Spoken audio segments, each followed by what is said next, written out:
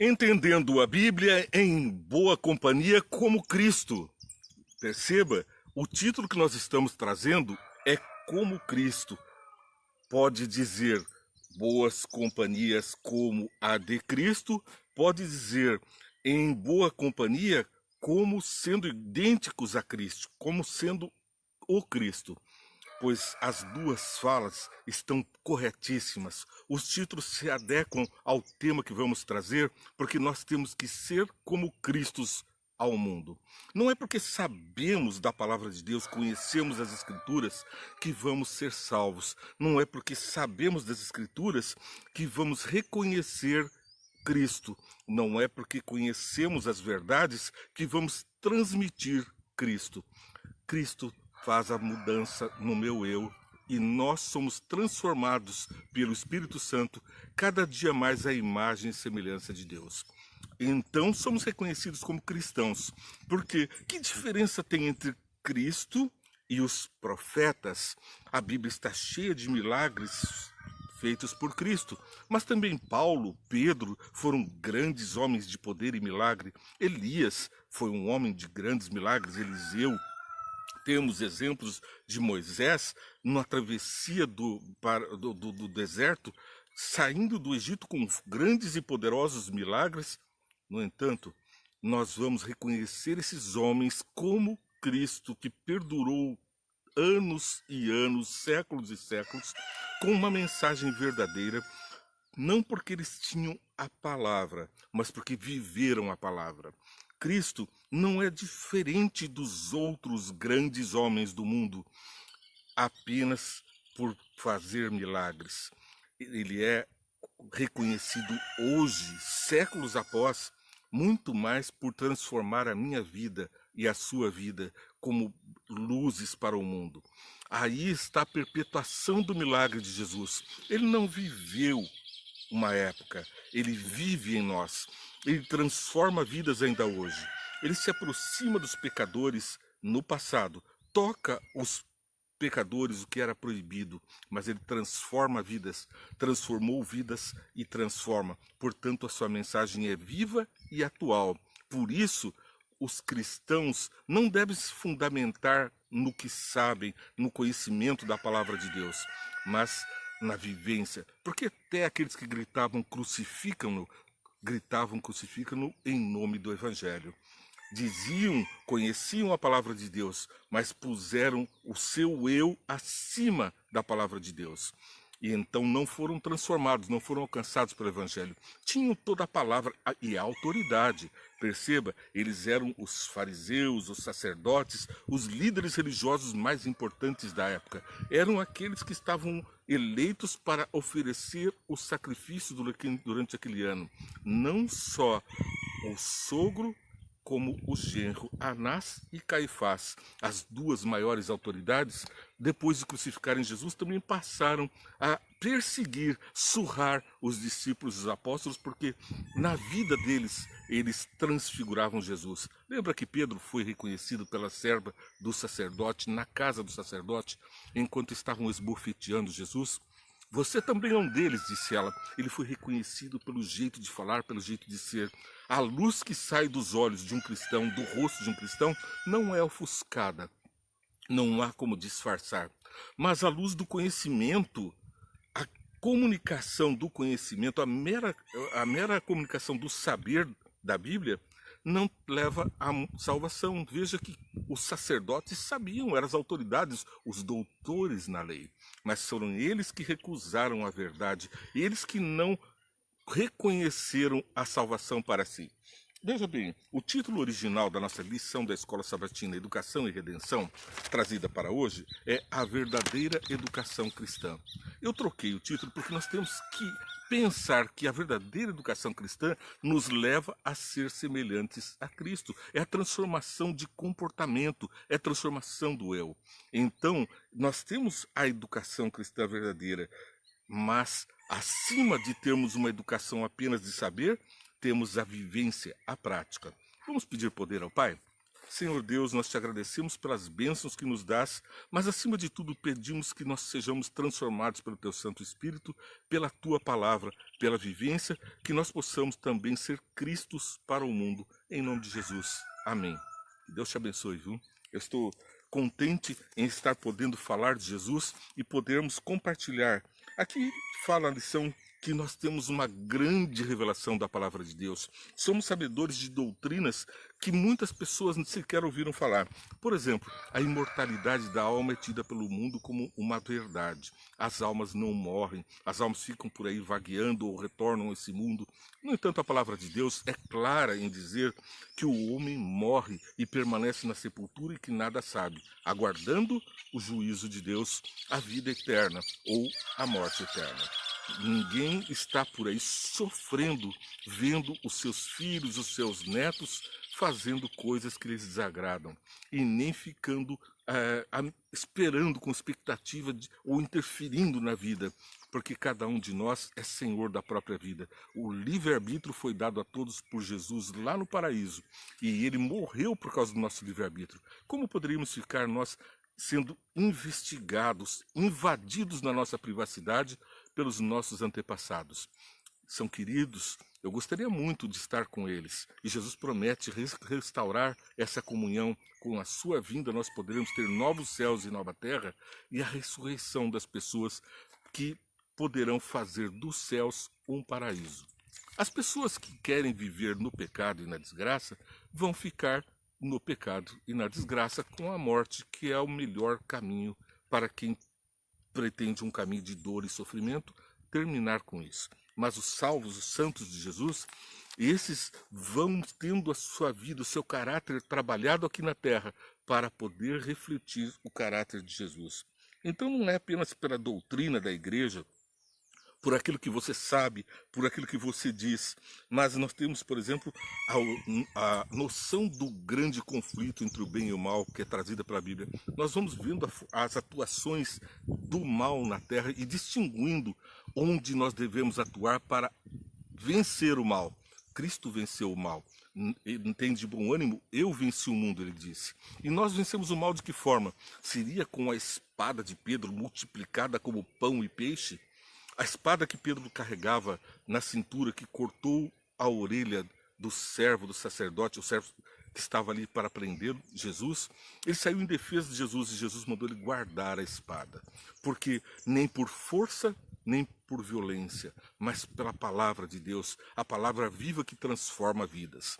Então, Jesus responde: por acaso você não sabe que eu poderia rogar ao Pai e ele enviaria miríades e miríades de anjos? Tão poderosos os anjos que um só matou mais de 40 mil ímpios numa só noite. Trouxe a peste a todo o Egito, os primogênitos foram todos mortos por poder de um só anjo. A salvação de pessoas está em poder do meu anjo da guarda, do teu anjo da guarda. Nós estamos resguardados de milhares de anjos do mal pelo poder que Deus deu para o meu anjo, para o teu anjo que está nos guiando nesse mundo. E nós temos o testemunho de Jesus pela nossa vida. Não é apenas nas doutrinas, não é apenas nas falas que nós temos como verdades. Os preceitos, os conceitos levam muitas vezes à mera frieza, à tradição. Nós somos convidados a vivê-los, a fazer como Jesus disse. Os sacerdotes, os hipócritas, os fariseus falam muitas coisas. Não façam o que eles fazem, façam o que eles falam.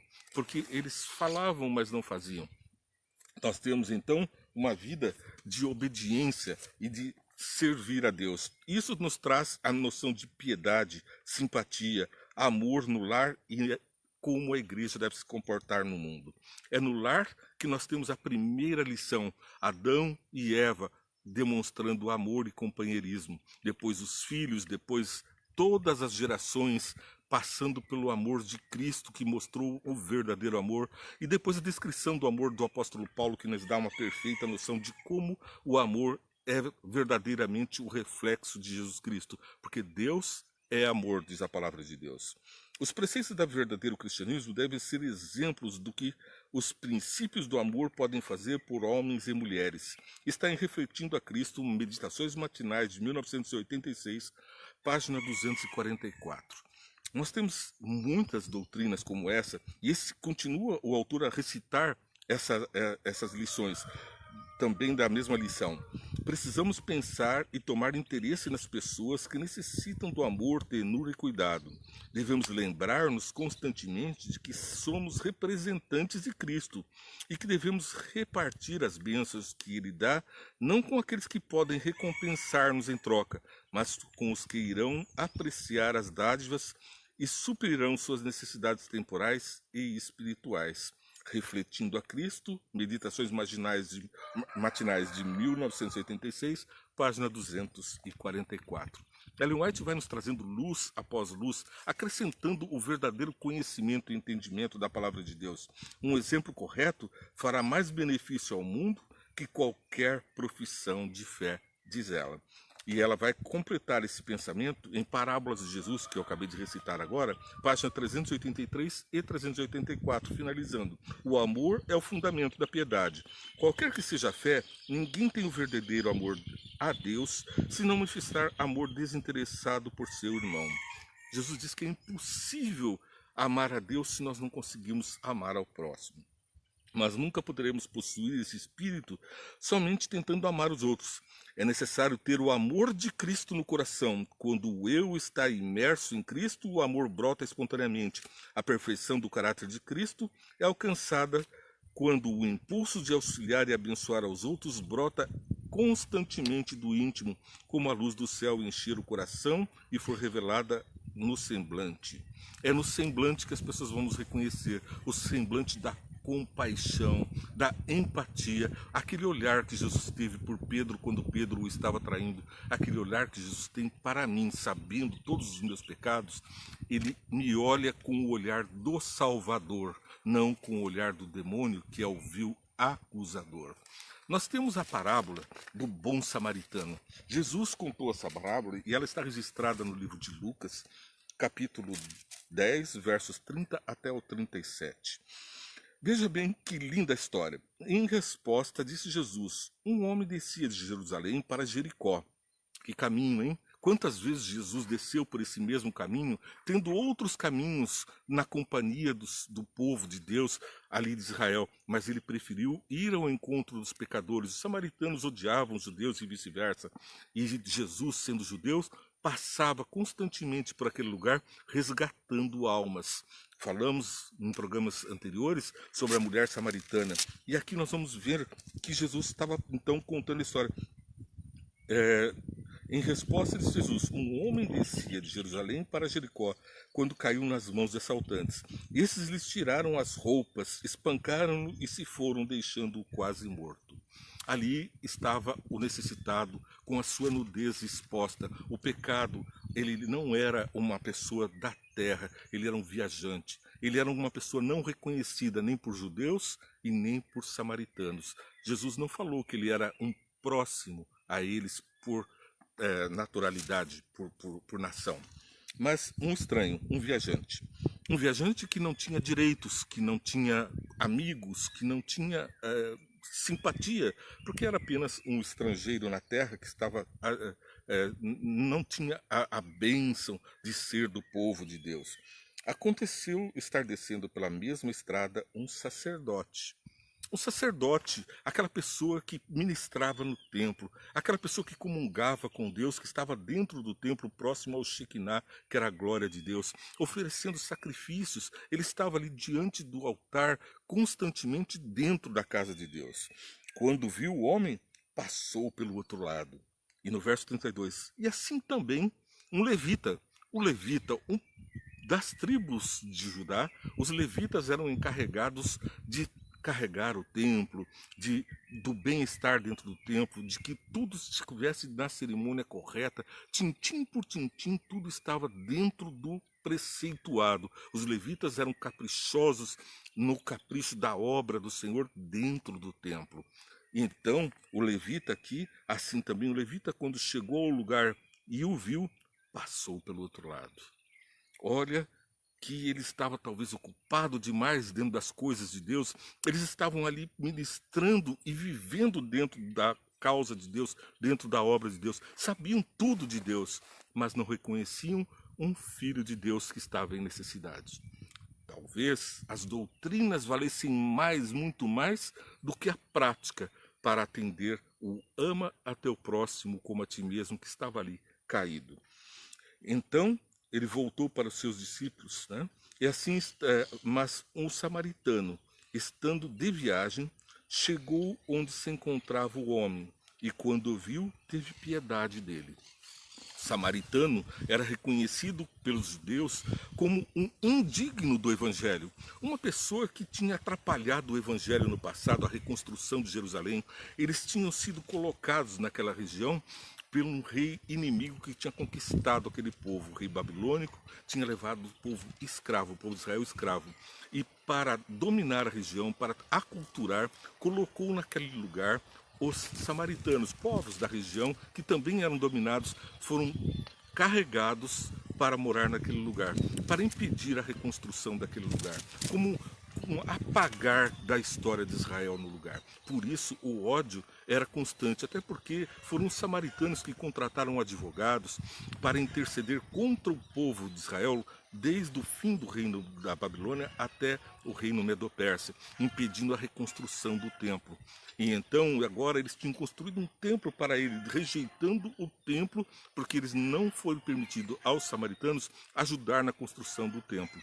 Os judeus não permitiram isso. Então a guerra era antiga. Mas Jesus fala aos judeus que odiavam os samaritanos uma parábola criticando os líderes de Israel e salientando a qualidade de um ser humano transformado, o samaritano. Ele teve piedade dele, aproximou-se, enfaixou-lhe as feridas, derramando nelas vinho e óleo. Ele deu aquilo que é o evangelho, o vinho e o óleo, a comunicação do Espírito Santo. O óleo é o símbolo do Espírito Santo.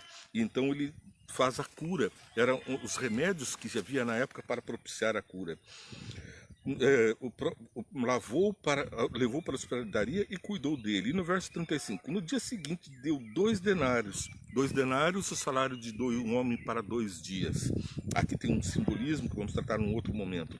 Os hospedeiros lhe disse, cuide dele, quando eu voltar lhe pagarei todas as despesas que você tiver. Qual desses 3 você acha que foi o próximo do homem que caiu nas mãos dos assaltantes? Todos reconheceram que foi aquele que atendeu o samaritano, tiveram que reconhecer que o inimigo deles, aquele asqueroso samaritano, tinha agido conforme a palavra de Deus. Não os que sabiam da lei e dos profetas, não os que conheciam a Bíblia tintim por tintim, mas os que praticavam o pouco que sabiam. Você, meu amigo, é convidado a pôr em prática os ensinos da palavra de Deus. Eu peço que você curta e compartilhe essa programação. Eu Entendendo a Bíblia, que vai em boa companhia diariamente às 9 horas. Você pode também assistir 5 minutos, Vem Entende, que vai ao ar às 8 horas. São 5 minutinhos do resumo dessa programação. Para quem está com pressa, sai alimentado e depois mais acalma, com toda tranquilidade, Entendendo a Bíblia em boa companhia. No Instagram, no YouTube, no Facebook, no Twitter, no IGTV. Você tem também as páginas do Vê e Entende. Clica, Vê e Entende, curta e compartilha. Não esqueça de orar por nós. Se aparece teu nome como Nildo, eu estarei orando por você. E peço que você, Nildo, e as pessoas que comentarem, curtirem, que aparecem na minha telinha, também possam estar orando por esse programa. Nós temos um mundo para alcançar com a formação do caráter de Deus na terra, para levarmos essas pessoas para um lugar melhor, onde o caráter é importante, onde um olhar para o outro como verdadeiro filho e irmão de Jesus é o mais importante. Que Deus leve você e a mim para este lugar com o caráter que nós cultivamos aqui na terra, para abençoar aqui e lá também. Que Deus te abençoe.